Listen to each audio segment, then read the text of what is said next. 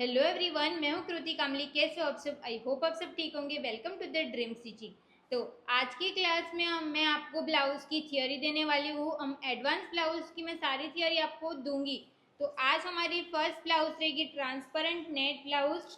ये ब्लाउज जो बनाई है, इसकी अगर आपको फुल ट्यूटोरियल चाहिए तो मैं इसकी कटिंग और स्टिचिंग की हमारी एक ही वीडियो है, उसको मैं आपको डिस्क्रिप्शन में लिंक डाल दूंगी, तो वहाँ से आप सीख सकते हो। तो आप सेम फिटिंग और फिनिशिंग वाले ब्लाउज आप अपने लिए भी बना सकते हो। तो इसकी मैं आज आपको पूरी थियोरी देने वाली हूँ कि अगर आपको इसको बुक में नोट करके रखना रहेगा तो आप किस तरीके से रख सकते हो। तो चलो हम आज की क्लास को स्टार्ट करते हैं। आज से हमारी एडवांस ब्लाउज की थियोरी की क्लास स्टार्ट होगी, जिसमें एडवांस ब्लाउज जो रहेगी ना, जिसमें हमारी इतनी ब्लाउज रहती है, टोटल 14 ब्लाउज रहेगी। अब 14 ब्लाउज में से आज हम देखने वाले हैं ट्रांसपेरेंट नेट ब्लाउज की थियोरी। ट्रांसपेरेंट नेट ब्लाउज की थियोरी अगर आपको भी लिखना रहेगा तो किस तरीके से आप बुक में नोट करके रख सकते हो। तो यहाँ पे हमारा ट्रांसपेरेंट नेट ब्लाउज रहेगा। उसके लिए आपको फैब्रिक कितना लगेगा, तो नेट आपको 1.5 मीटर लगेगी। साटन का जो शाइनिंग वाला फैब्रिक रहेगा वो आपको 50 सेंटीमीटर लगेगा, और जो हमारा कॉटन का फैब्रिक रहता है वो आपको 1/2 मीटर या 80 सेंटीमीटर रहेगा। बट ये मैंने मेरी साइज़ के हिसाब से यहाँ पे फैब्रिक लिखा है। अगर आपकी हैवी साइज़ रहेगी तो आपको यहाँ पे फैब्रिक 2 मीटर ऐड करना है, और यहाँ पे नीचे वाला दोनों फैब्रिक है, जैसे कि साटन का और जो कॉटन का फैब्रिक लिखा है, वो दोनों आपको 1 मीटर ऐड कर देना है, क्योंकि अगर साइज़ हैवी रहेगा तो आपको फैब्रिक भी ज़्यादा लगेगा।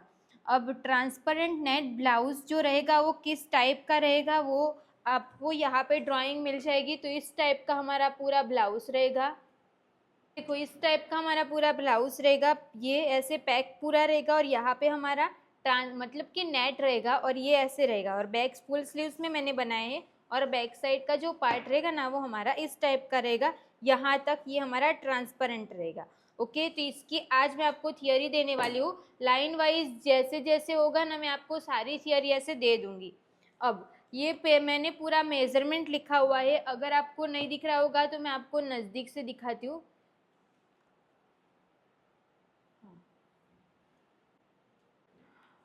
ये ब्लाउज की लेंथ रहेगी हमारी 14 इंच की। बैक साइड की लेंथ जो रहेगी ना वो मेरी 13 इंच की रहती है, जो मैंने नहीं लिखा है। Full shoulder 13.5 inch, ready shoulder 3 inch, shoulder to apex 9.5 inch, apex to apex 6 inch, front neck dip 3.5 inch, back neck dip 1.25 inch. Back side का बेल्ट जो रहेगा वो हमारा 2.5 इंच का रहेगा। चेस्ट 30 और वेस्ट 23। स्लीव्स का मेजरमेंट मैंने पूरा ही लिख दिया है, लॉन्ग मतलब हाफ स्लीव से लेके फुल स्लीव्स तक का। और ब्लाउज हमारी इस टाइप की रहेगी, तो आपको नीचे ड्राइंग भी बना देनी है। तो ये हमारा पूरा मेजरमेंट रहेगा। आपको इस तरीके से दिखा दूंगी ताकि आप स्क्रीनशॉट लेके आप भी लिख सकते हो। देखो, ये हो गया। अब यहाँ पे आप थियोरी देखोगे तो इस तरीके से मैंने थियोरी लिखा हुआ है। अगर आपको सेम लिखना ही है, क्योंकि अगर आप सिर्फ लिखोगे ना तो आपको नहीं समझ आएगा।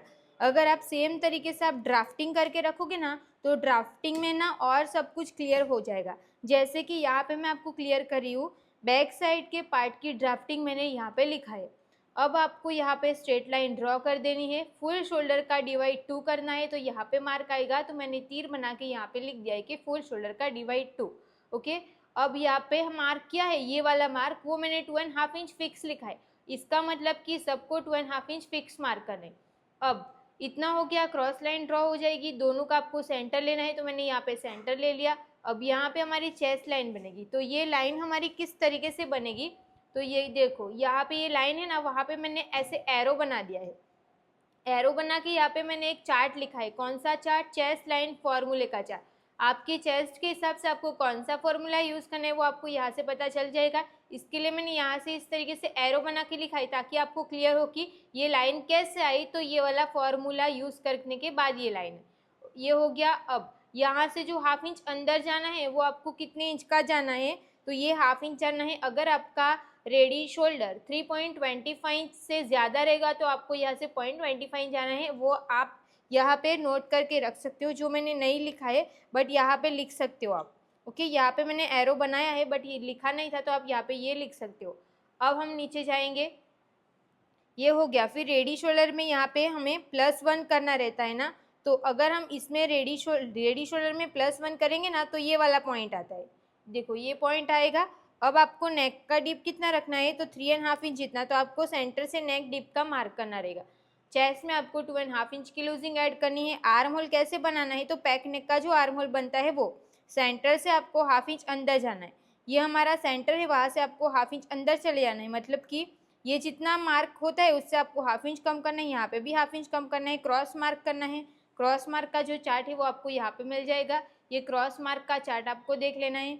अब ब्लाउज की लेंथ का मार्क करना है, तो स्ट्रेट लाइन से आपको लेंथ में +1 करना है, फिर स्ट्रेट लाइन ड्रॉ करनी है। वेस्ट का डिवाइड 4 करना है, यहाँ पे मार्क आएगा और 1.5 इंच आपका सिलाई का रहेगा। तो ये बैक साइड की जो थियरी रहेगी ना, वो हमारी इतनी ही थियरी रहेगी बैक साइड में। ये हो गया। अब हम फ्रंट का देखेंगे, तो फ्रंट के पार्ट में मैं आपको यहाँ पे क्लियर कर देती हूँ। चार्ट मैंने यहाँ पे नहीं लिखा है, बट मैं आपको चार्ट भी दे दूँगी। यहाँ पे हमने फुल शोल्डर का हाफ किया, 1 इंच डाउन जाना, फिक्स से 2.5 इंच मार्क किया, रेडी शोल्डर में +1 किया, नेक का डीप मार्क किया, वो हमने सेंटर से किया। यहाँ पे भी हमने पैक नेक का आर्म होल बनाया। अब हमें सेंटर से आपको 1 इंच अंदर जाना है, ये वाला आपको 1 इंच अंदर जाना है। जितना भी आपका चेस्ट है उसमें आपको 2.5 इंच की लूजिंग ऐड कर देनी है। यहाँ पे आपको एपेक्स टू एपेक्स का हाफ कर देना है, जो भी आपका आंसर आएगा उसमें से आपको 1/2 इंच यहाँ पे कम कर देना है। अब यहाँ पे टक्स लगाना है, तो ये टक्स आपको कितने इंच का लगाना है, तो उसके लिए भी आपको यहाँ पे चार्ट लिख सकते हो। तो मैं बाद में यहाँ पे चार्ट लिख दूँगी, ऐसे करके आप एरो लगा दो। फिर चार्ट कौन सा लिखना है ना, वो मैं आपको अभी देती हूँ। ये वाला चार्ट लिखना है, ये वाला waist and arm hole tucks. ये जो चार्ट लिखा हुआ है ना, ये चार्ट अभी आपके पास रहेगा, क्योंकि मैंने कम्युनिटी में भी पोस्ट किया हुआ है। तो ये चार्ट आपको यहाँ पे नोट करके रख देना है। आर्म होल में जो टक्स लगाया है वो आपको कितने इंच का लगेगा, तो यहाँ पे भी हम एरो बना देंगे, क्योंकि यहाँ पे जो टक्स लगा है, यहाँ पे जो टक्स लगा है, उसके लिए हमें सेम यही चार्ट यूज़ करना है। वेस्ट का जो टक्स रहेगा वो हमारा ये वाला टक्स रहेगा, और जो आर्म होल का जो टक्स रहेगा वो हमारा ये वाला टक्स रहेगा। तो waist and arm hole tucks का जो चार्ट है वो आपको यहाँ पे नोट करके रख देना है, ताकि आपको पता रहेगा कि ये हमारा टक्स कैसे आया। तो ये चार्ट देखने के बाद ये आंसर आएगा, उसके हिसाब से आपको ये टक्स लगाना पड़ेगा। ये क्लियर हो गया। अब यहाँ से आपको 1/2 इंच नीचे जाना वो रहेगा, वो सब साइज के लिए फिक्स रहेगा। ये टक्स कैसे लगाना है वो मैं आपको थियरी में नहीं समझा सकती, वो तो आपको जैसे हमने वीडियो बनाई हुई है ना, वही आपको देखना पड़ेगा। तो ट्रांसपेरेंट नेट ब्लाउज की कटिंग और स्टिचिंग सीखना रहेगा, तो डिस्क्रिप्शन में मैं आपको उसके लिंक दे दूँगी।